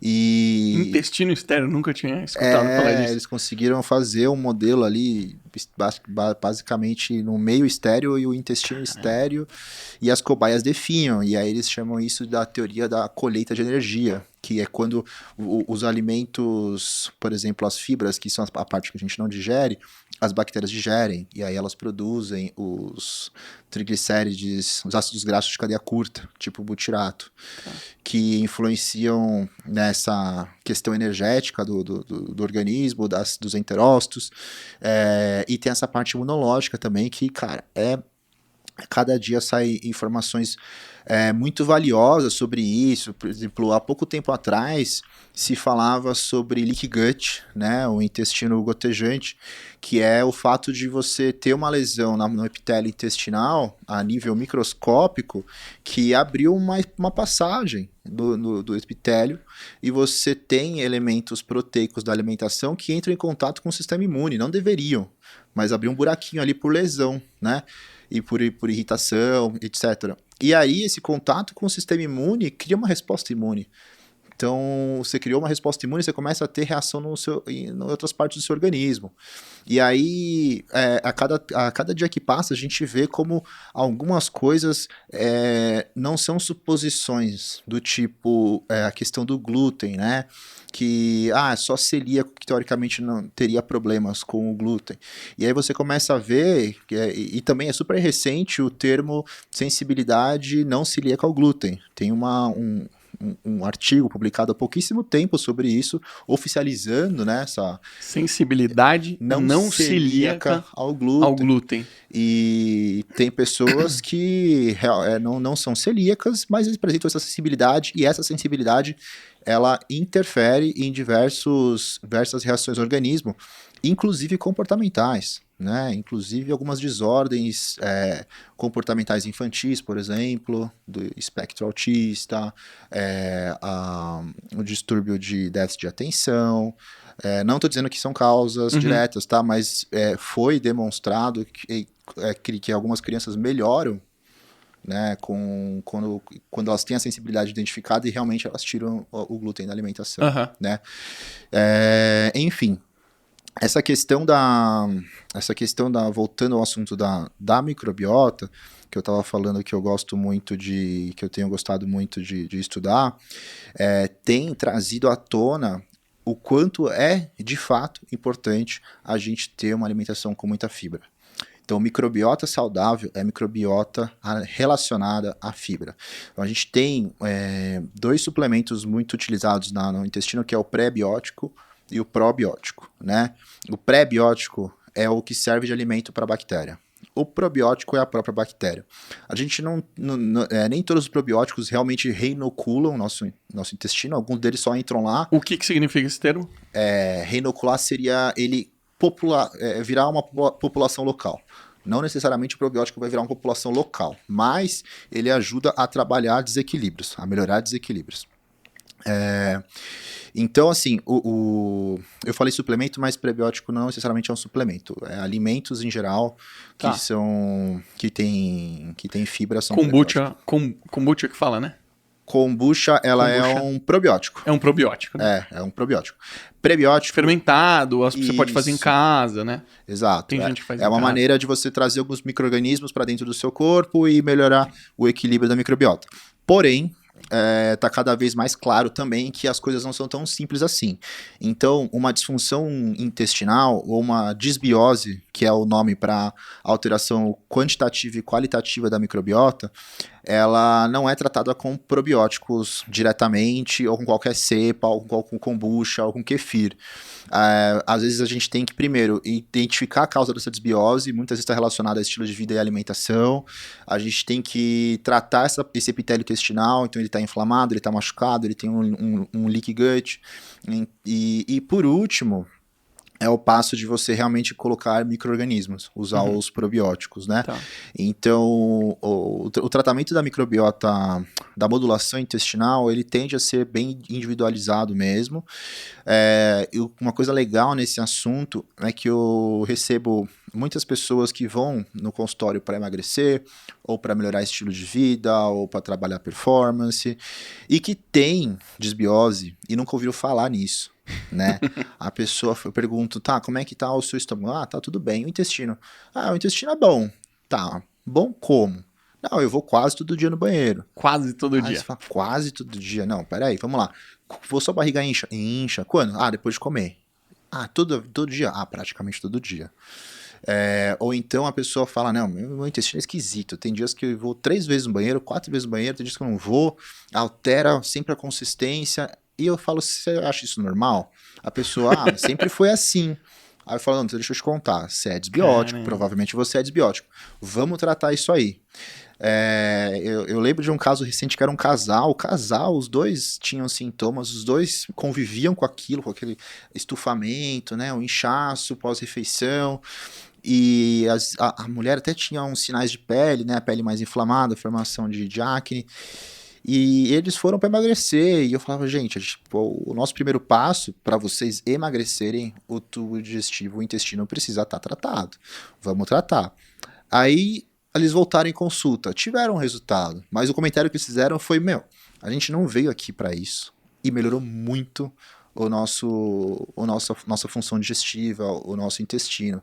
Eu falo, agora vocês estão realmente aptos para seguir adiante, para conseguir realmente emagrecer com qualidade, com uma certa definição, né, de não ficar oscilando, porque com o trato digestivo doente, e muita gente tem esse trato digestivo doente e não sabe, dificilmente você consegue ter resultados na sua saúde. Eu suspeito que a maioria dos seus pacientes são assim, não deve ser? Gente que vai buscando uma coisa específica e você fala assim, cara, você precisa arrumar o sono, você precisa arrumar isso, você precisa arrumar aquilo. Deve ter muito trabalho pré o sonho da pessoa, né? Ah, tem muita coisa, assim. Com o tempo você vai acostumando, né, a lidar, assim, com as pessoas, porque é difícil um paciente vir e ter um negócio só para resolver. Né? Por acaso, eu tive um caso desse recentemente, um rapaz que foi para emagrecer e assim, a gente conversou e o cara realmente nunca tentou emagrecer a vida inteira e nunca fez uma dieta orientada, nunca usou minha medicação, estava dormindo bem, já controlava a bebida alcoólica, já tinha um estilo de vida razoável, mas comia demais, e por comer demais ele não emagrecia. E aí eu falei pra ele, cara, eu vou te falar, é difícil, é raro vir uma pessoa só com um ponto para resolver. Ou tá mentindo, né? Não quer falar que tem outros problemas, mas é raro, né? A maioria das pessoas tem muitas coisas muitas queixas do dia a dia, né? Eu trabalho com a nutrologia, que é a interação do corpo com o alimento, mas a pessoa vem com a queixa, né? Ela quer falar para mim que ela não dorme bem, que a concentração durante o dia tá estranha, e que o humor tá alterado, enfim. Ela mostra essas coisas que você parar pra pensar, fala, isso não é típico de um especialista em nutrologia, né? Se a concentração não tá boa, vai no neurologista. Se a disposição tá baixa, vai no psiquiatra. Se tem uma alteração hormonal, vai no endócrino. E, na verdade, cara, as coisas não são segmentadas assim, né? Tá tudo muito interligado. Então, quando trabalhar com a nutrologia, trabalhar com a alimentação, é trabalhar com o estilo de vida, é trabalhar com todas as coisas que a pessoa sente no dia a dia. Total. Doc, você fez um período no Espaço Volpe, eu ia lá te visitar bastante. Você ficou 2 anos fora e você voltou. O que vocês estão aprontando? Qual que é o plano daqui pra frente?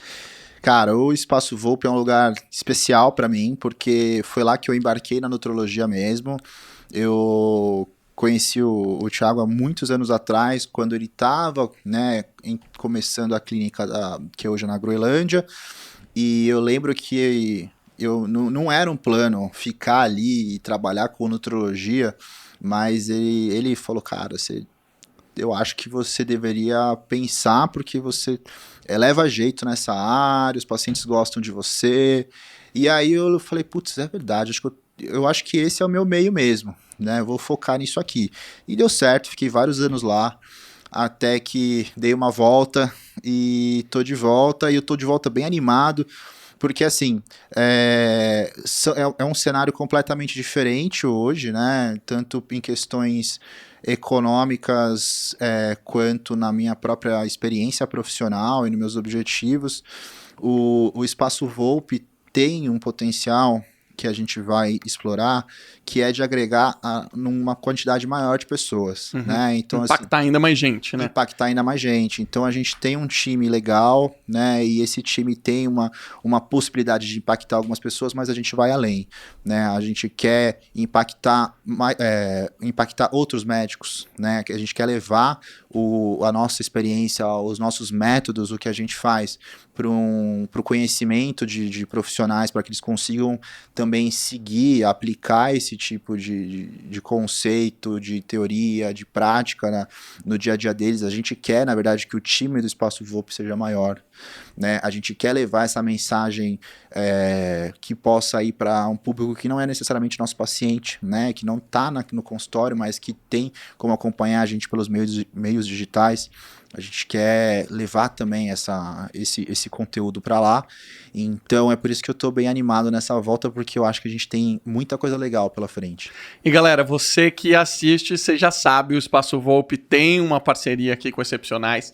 Você consegue ir lá e ter uma consulta com o Dr. Cauê. É Kranholt que fala seu sobrenome? Pode ser, Kranholt. Caceta, eu não vou arriscar. Vocês entenderam qual é o sobrenome dele. Você pode ter uma consulta com ele. E basta você dizer que você é ouvinte do Excepcionais, manda uma mensagem lá, o pessoal já sabe. Tantas mensagens que eu recebo de pessoas que escutam a gente e acabam indo lá. Essa semana mesmo eu recebi 2 mensagens e eu fico muito feliz, porque normalmente são pessoas que nunca se preocuparam muito com a sua saúde, foram vivendo suas vidas, casaram, tiveram um filho. E eu posso ser bem sincero, eu não consigo ver a minha vida hoje sem um acompanhamento médico, nutricional. Não consigo, porque você começa a perceber que existem variações dos seus marcadores de saúde e que isso tem total reflexo com o que vai acontecer. E se você não tratar rapidamente, isso vira uma bola de neve. Então eu falo assim, poxa, gente, eu que treino, eu que me alimento direito, me hidrato, suplemento, faço tudo certinho, ainda tem coisa para ajustar, eu fico imaginando quem nunca fez. Exato. Para mim é inconcebível isso, né? Sabe, é uma questão de consciência mesmo, de você despertar para essas questões. Quem nunca fez o acompanhamento, quem não tem esse autocuidado, às vezes acha que é até desnecessário ou supérfluo, e quando a pessoa percebe, tem um insight ou realmente passa pelo processo e vê e ganha consciência, né, de como isso muda tanto a qualidade de vida como a qualidade de vida das pessoas que estão ao redor, né? Então aí a pessoa realmente vê o valor que é fazer esse tipo de trabalho. A doutora Andréa veio aqui, ela fez uma analogia que eu falei, caraca, essa analogia é foda. Que assim, cara, você leva o seu carro pra dar manutenção. Você não leva você pra dar a porra da manutenção, caralho. Exatamente. E aí, o que acontece se você não levar seu carro na manutenção? Ele pode estar andando hoje, mas amanhã ele pode dar um problema, e é um problema que, é um baita prejuízo.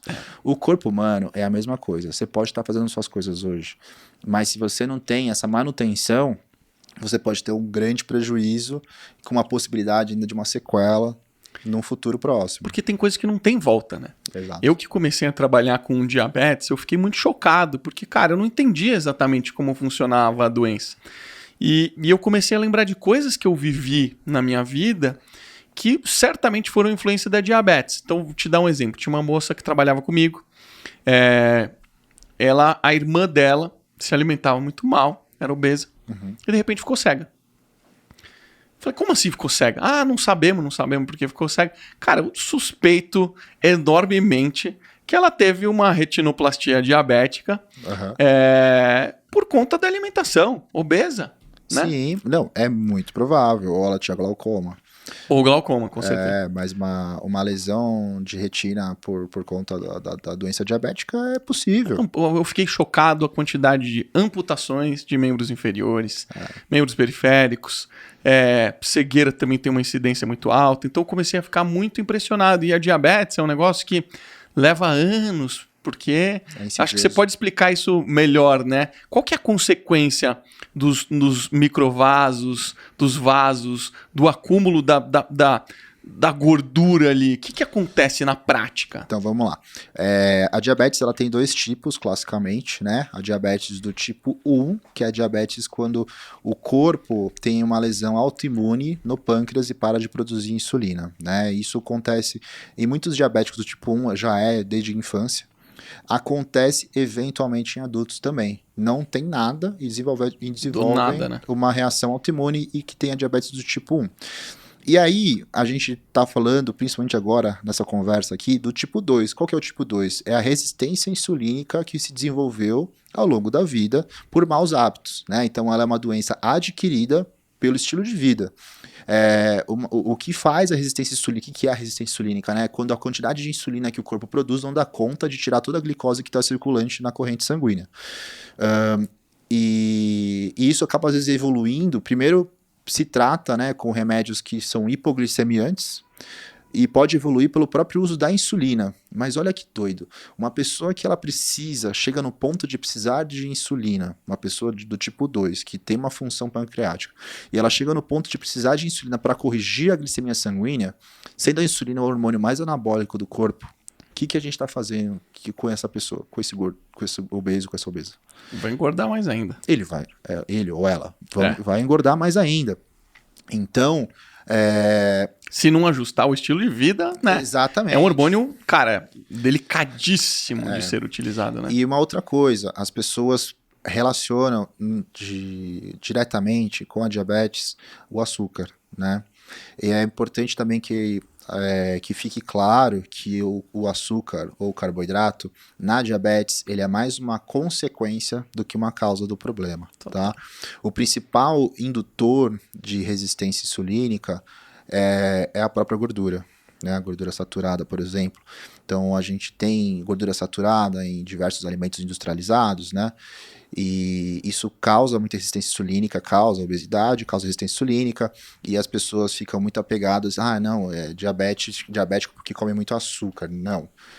Muitas vezes é por conta do excesso de gordura da dieta. A gente tem uma sinalização por meio de um receptor celular, que é o TLR4, e ele quando você ativa o TLR4, ele basicamente desativa o GLUT na célula, o transportador, e não entra glicose na célula. Então, o açúcar nessa história acaba sendo mais uma consequência do que a causa de fato do problema. A causa de fato do problema é uma alimentação hipercalórica, de má qualidade, alinhada a mau estilo de vida e normalmente ao sedentarismo, né? O sedentarismo, ele não é importante, na verdade a atividade física não é importante só porque você gasta caloria, né? O músculo ele tem uma função endocrinológica, exócrina e parácrina. Então isso significa que o músculo ele produz hormônios que têm uma ação local e uma ação à distância, que são conhecidos hoje como miocinas, né, que seriam as citocinas, né, relacionadas à função muscular. Então o músculo, quando ele trabalha, quando ele contrai, quando ele faz atividade, ele libera diversas miocinas. Essas miocinas atuam no pâncreas, atuam no intestino, atuam no sistema nervoso central. Essas miocinas, elas proliferam, elas fazem, por exemplo, neuroregeneração, elas fazem reparação e proteção neurológica, melhoram a função do cérebro, elas melhoram as funções hormonais. Então, o exercício físico, na verdade, o corpo humano, ele é uma máquina feita para se movimentar. E se essa máquina não se movimenta, ela realmente definha de uma maneira qualitativa, assim, né? Então, o cérebro mesmo, ele perde muitas funções por conta do sedentarismo. Então, Eu acredito que essa questão que a gente estava falando da diabetes, né, é muito importante que as pessoas entendam que se ela está pré-diabética ou diabética, ela não tem que simplesmente parar de comer açúcar. Ela precisa cuidar de muitos outros detalhes. E aí o estado hiperglicêmico, né, que é o excesso de glicose percorrendo a corrente sanguínea, ele faz lesões no endotélio, principalmente. E lesões no endotélio, o endotélio seria o tecido que encobre as veias e as artérias. Essas lesões do endotélio, elas prejudicam algumas funções de alguns órgãos específicos, né? Então, por exemplo, em áreas muito sensíveis, como o olho e o rim. Então, você tem lesão no endotélio renal, que você vai ter uma disfunção renal causada pela diabetes. Ou você vai ter uma lesão ali no olho, né, na retina, causada aí por esse estado hiperglicêmico e obviamente, é irreversível, né? Maior parte, eu sei disso porque eu tive uma amiga enfermeira que trabalhava numa clínica que fazia... como é aquela máquina que Diálise? faz função? Hemodiálise. E ela me dizia que a maior incidência de pacientes eram diabéticos. Né? Então, todos eles diabéticos, perderam a função renal. Uhum. E aí pro resto da vida, né? Aí não tem o que fazer, né? Não, essa deterioração, ela já avançada, não tem como reverter. Você reverte o estado diabético, agora reverter as lesões fica muito difícil, né? Então, quando você tem uma lesão desse tipo, né? Isso no fim das contas pode ir plantando para depois você ter um infarto ou alguma coisa desse tipo. Tem alguma relação?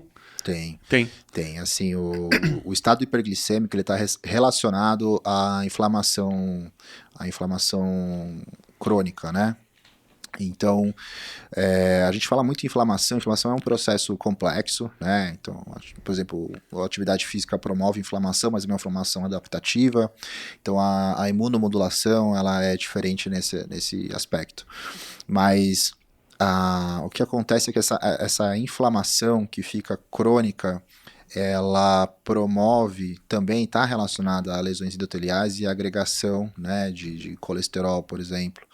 Então, normalmente quando você tem uma pessoa diabética, uma pessoa que está com colesterol alto, triglicérides alto, e ela está muito mais predisposta à formação de trombos, né? E aí esses trombos podem causar um infarto agudo do miocárdio ou uma doença, um acidente vascular cerebral, popularmente conhecido como derrame, que não é tão certo esse termo, né? A gente tem dois tipos de acidente vascular, o hemorrágico e o isquêmico. Então, assim, o derrame seria o hemorrágico. Tá. Não é tão comum que é o sangue quando o sangue extravasa. Então, isso normalmente acontece, por exemplo, um aneurisma. Quando a gente tem um derrame, né, um acidente vascular encefálico isquêmico, normalmente esse isquêmico está relacionado a trombo. Tá. Então, esse trombo pode ter outras origens, mas, assim, na grande maioria das vezes, esse trombo foi originado por uma agregação ali de colesterol com um processo inflamatório crônico. Show de bola.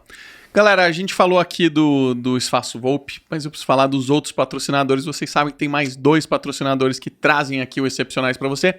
Um deles é a V4 Company, que te ajuda a vender o seu negócio. Se você tem qualquer negócio, seja físico ou digital, você vai precisar investir em marketing digital. Não tem como hoje você ter um negócio sem que você tenha um parceiro. A V4 Company tem mais de 200 escritórios espalhados pelo Brasil. Eles são referência no assunto, sabem tudo do tema. Entre em contato com eles que você vai ter acesso a uma avaliação gratuita. Só falar que você veio do Excepcionais. v4company.com. E o Gestão 4.0, que é o nosso parceiro do intelecto. Você que está precisando melhorar o seu jogo de gestão de liderança, de alguma competência específica, certamente o Gestão 4.0 tem um curso perfeito para você.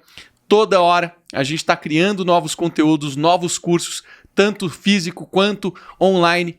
E você que é ouvinte do Excepcionais consegue ter acesso a um baita desconto. Basta você colocar o cupom Excepcionais em qualquer curso digital. Entra lá, gestão4.0.com.br. Doc, queria que você contasse um pouco para o pessoal aí, que você faz um baita trabalho legal nas redes sociais. Conta para as pessoas onde elas te encontram, como elas podem saber mais sobre o seu trabalho, acompanhar seu estilo de vida. A gente temos 1h30 aqui de programa, mas o Doc, se até hoje você treina com o Diego, né? o Diegão Figueroa. Diego Figueroa esteve aqui, você pode ver num episódio anterior, acho que uns 2 episódios atrás, se eu não me engano. Mas quem quiser saber mais sobre o seu trabalho, tudo que a gente conversou aqui, quiser te acompanhar. Legal. Então, minha principal ferramenta hoje é o Instagram, né? Você até comentou da V4 agora. Eu acho que é impossível a gente falar em negócio sem ter um posicionamento digital, né? Mudou a sua vida, é isso? Mudou a forma... Porque eu lembro você sempre produziu conteúdo, mas depois de um tempo você começou a ser muito mais intensivo nisso, né? Sim, sim. O que mudou pra você?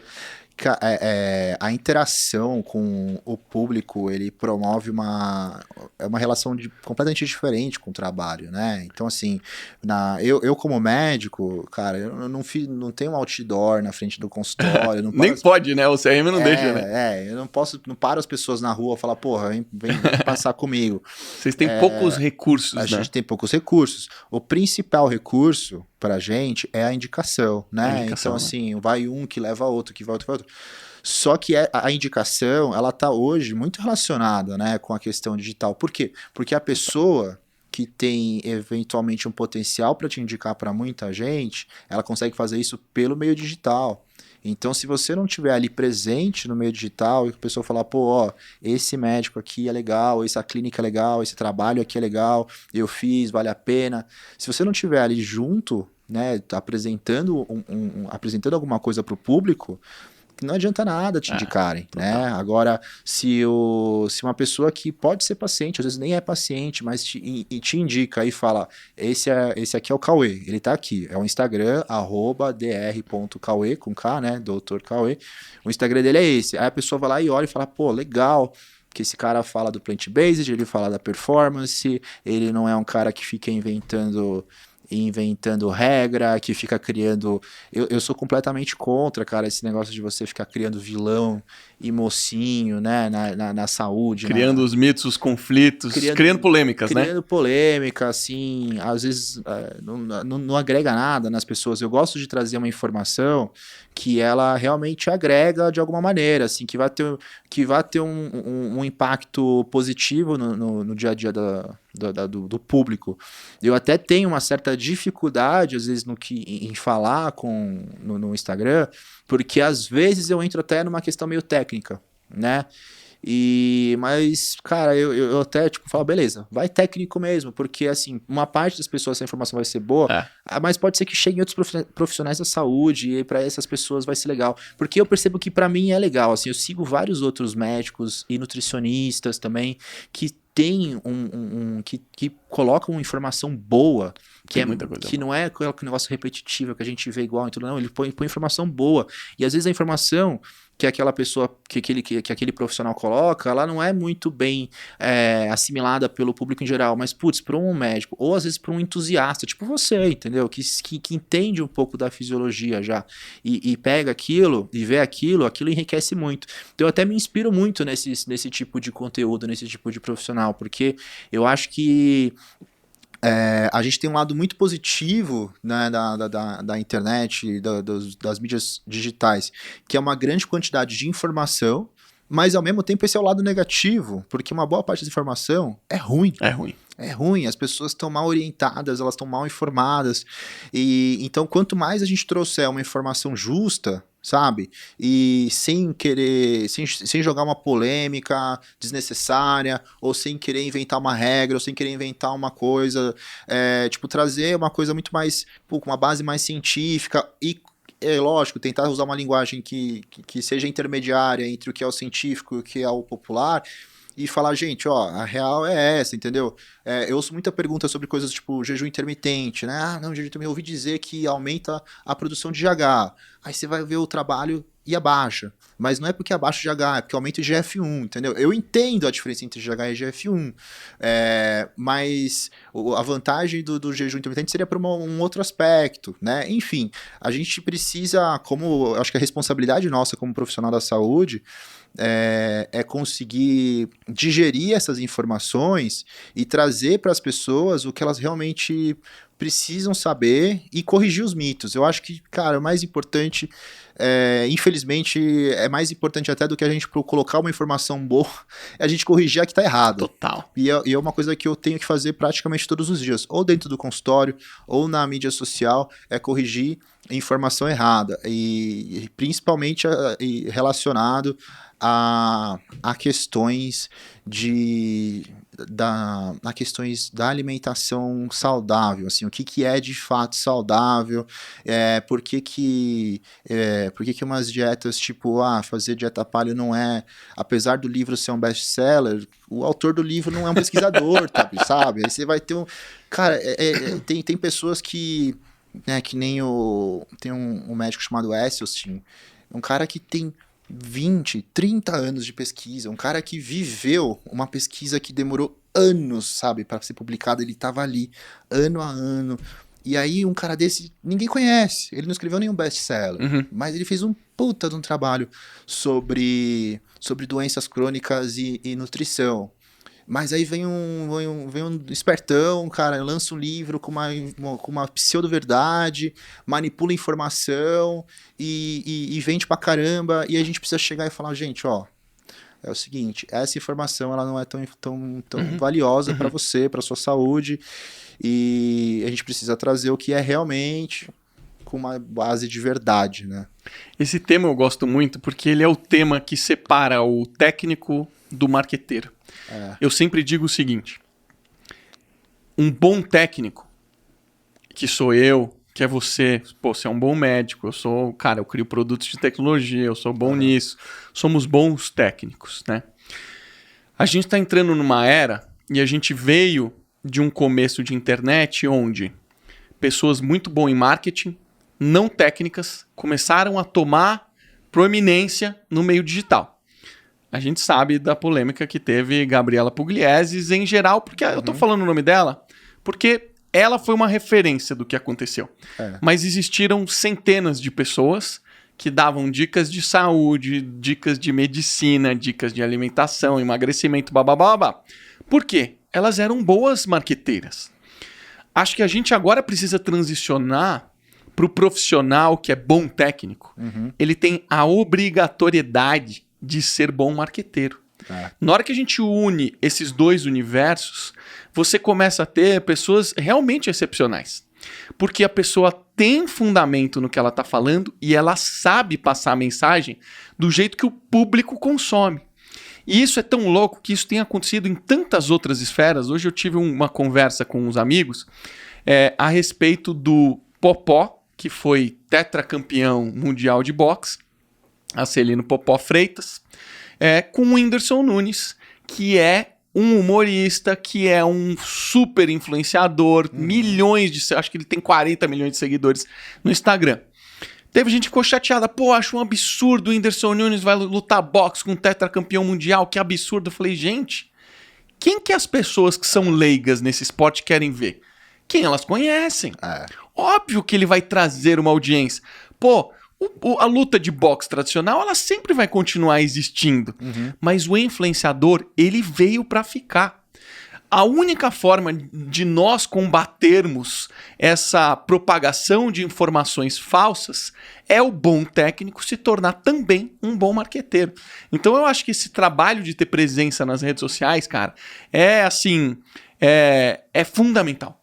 Para vocês não ter uma estratégia de comunicação na clínica onde todos os profissionais de vocês estejam lá, e eu sei que todos estão, e o quanto vocês valorizam isso, é parte do desafio que a gente tem daqui pra frente pra, cara, resolver esse grande problema, né? Exato. Não, é isso aí. E olha que interessante que é, colocar um influencer pra lutar boxe com o Popó, que é o campeão. Mas é muito da referência. Você pegar uma pessoa aí mais jovem que não viu o Popó, conhece o Whindersson Nunes, vai falar, por que o Whindersson vai lutar com esse cara? Exatamente. Não é uma questão de referência. Então, assim, a grande parada do boxe tá ali na mão do Popó, mas quem vai trazer o público? Porque se o Popó chegasse e falar, vou fazer uma luta com um cara aí, quem que ia assistir? Ia ter um público, óbvio, ia ter. Mas agora chega o Whindersson e vou lutar com o Popó. É outro nível. É outra história. Um representa o boxe e um representa o público. O cara influencia mais de 1/4 da população brasileira. Não que o Popó não influencie, mas a gente tá falando de uma das maiores personalidades do Brasil. Momentos diferentes. Momentos diferentes. E assim, assim como o Popó ele foi a referência no passado, numa época que a mídia social não era a mídia social que existe hoje, a gente percebe que os atletas de hoje, eles estão ganhando presença digital. Né, tem aquele cara do vôlei que eu esqueci, que é, tipo, agora na Olimpíada... eu vi. Eu esqueci o nome dele. Eu não lembro o nome dele. Um cara engraçado. E ele, tipo, ele tá, tipo, tem bastante seguidor, entendeu? Ele é uma referência, ele é um atleta... ele é um atleta que tá ali na ativa no momento, então eu acho que é muito provável que a gente tenha outros exemplos, assim, de atletas, né, contemporâneos, com uma boa presença digital, assim como vai ter médicos e nutricionistas e pessoas de outras áreas, né, que tem um bom posicionamento digital. Por quê? Porque é assim que a gente respira hoje. Total. Não existe outra maneira. É isso aí, né? Concordo. Show de bola. É isso aí. Alguma mensagem para mandar? Bom, galera, eu acho que a mensagem que eu posso deixar aqui é comam mais vegetais. Comam, aumente. Vai ser muito bom pro seu intestino e vai ser muito bom pro seu coração. Valeu. Se você gostou desse programa, não esquece, segue o Dr. Cauê, tem o link aqui embaixo, tanto na parte do podcast quanto no YouTube, você vai encontrar o link pro perfil dele. Não esquece de deixar seu like, faz seu comentário, tem alguma dúvida, coloca aí que eu mando essa pergunta pro Doc e a gente responde pra você. Um beijo e até a próxima semana, todo domingo, 6 horas da tarde, um novo programa pra você. Beijo!